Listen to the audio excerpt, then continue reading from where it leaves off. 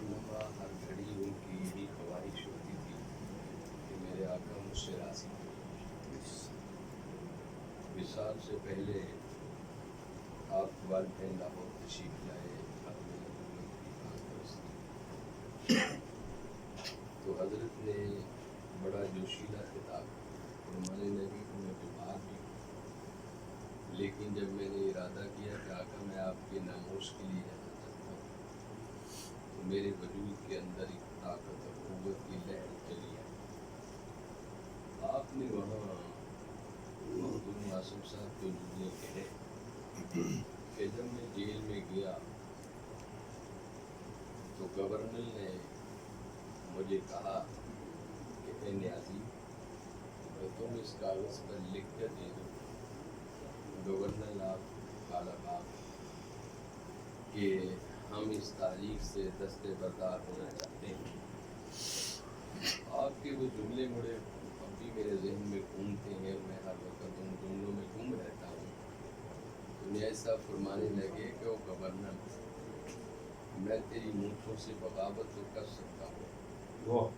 لیکن ختم نبوت سے بغاوت نہیں کر سکتا۔ میں اپنے آقا کی سیرت و صورت سے بغاوت کسی صورت میں نہیں کر سکتا۔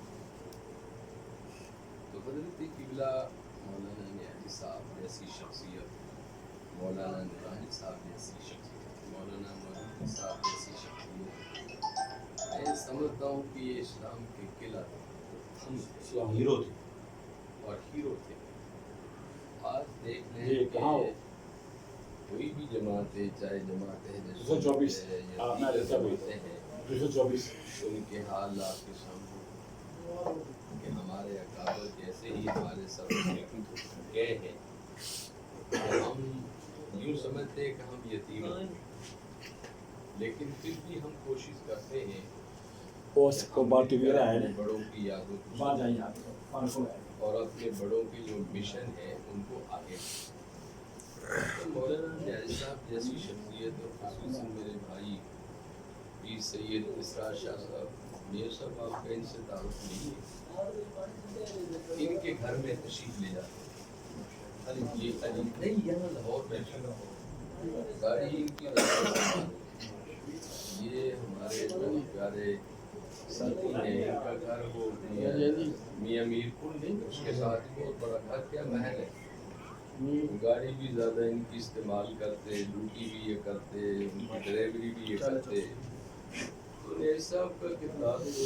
ایک چھپا ہوا تو ہے نہیں، وہ تو ہمارے لیے ایک بہت بڑی رہنمائی کا واسطہ ہے۔ اگر ہم ایسی شخصیات کو اپنائیں اور ان کی سیرت پر عمل کریں تو ہمارے لیے بہت سارے ہمارے معاملات حل ہو سکتے ہیں۔ اور اس ملک میں آپ ہی کی وہ ذات تھی جس نے اتحاد بین المسلمین کو پر سب سے پہلے کتاب لکھی اور سب کو اکٹھا کیا اور بتایا کہ ہم سب ایک ہیں۔ اللہ رب العزت کی لاحت کو ہمیشہ روشن رکھے، قبر سے ہمیشہ فیض ملتا رہے، پوری دنیا میں خوشبو پھیلتی رہے۔ بآخر دعوانا سرکار صدق اللہ۔ 2-4 سال